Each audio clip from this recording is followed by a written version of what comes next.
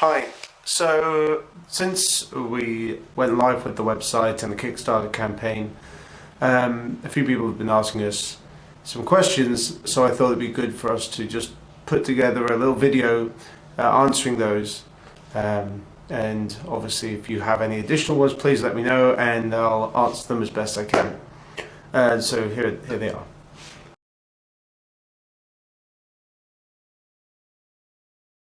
I guess there's a number of reasons. I'm close to reaching 30, so I want to do something crazy before I reach 30. I've been in Australia now for 5 years, and I've just got my citizenship, and I guess we've just been so focused on reaching that goal that we've really neglected maybe doing other things. All of our money's gone into that, so now it's time to have an adventure, do something together, me and Jess, and maybe just see what's out there.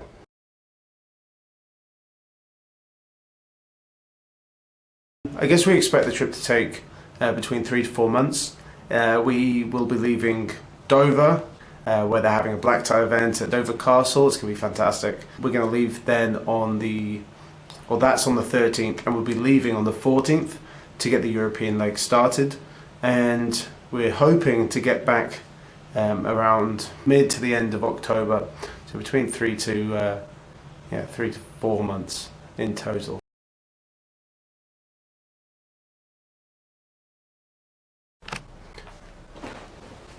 So what dates do you plan on being in Europe? Well, we plan on leaving Dover Castle, which is where we're starting the Mongol Rally, on the 13th, and we'll head over the ferry on the 14th, head through Europe, south of Europe, south of France, and hopefully get into the Ukraine on the 24th.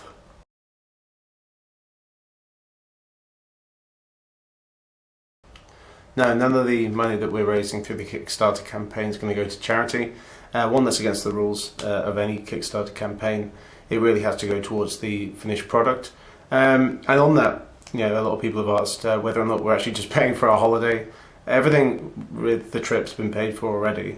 We paid for the flights, the visas, which cost a lot, the car, the spending money, all of that's been paid for.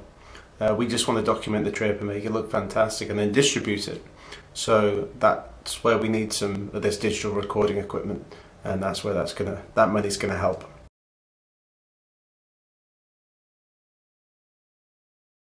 Really, and there's lots of ways that you can help. It's a really long trip, so if you look at our website and know anyone in any of the countries who may be able to help us out, please provide us those details. Tell them that we're coming. That would be fantastic. Or just get the word out to share the Facebook page, share our blog site, start following us via all these different methods, and just listen to what we're doing.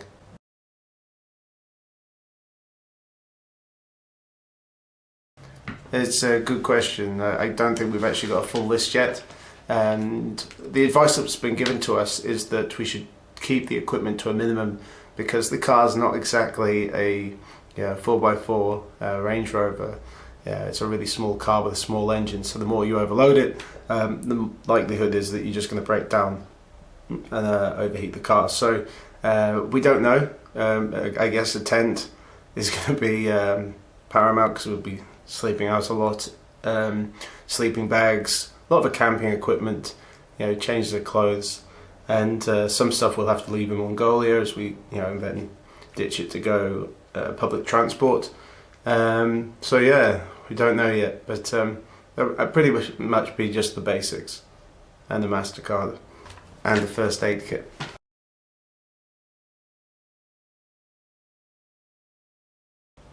Probably the first leg, and not because I'm worried about the French or France or Germany. I'm more worried that the car, being a small car, is going to have problems. It's like 10 years old. There could be something wrong, and it's going to break, and then we're really struggling for ideas on how we're going to get to Mongolia. So that is a big concern. The rest of it's an adventure. I'm sure we'll be able to figure it out.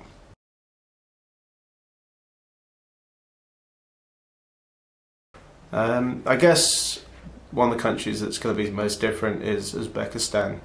It seems mostly desert, and yeah, there's these fantastic temples and mosques that just look so different, almost Indiana Jones-esque, you know, in comparison to what we see here in Sydney or what we have in the UK. So yeah, I think that's going to be fascinating.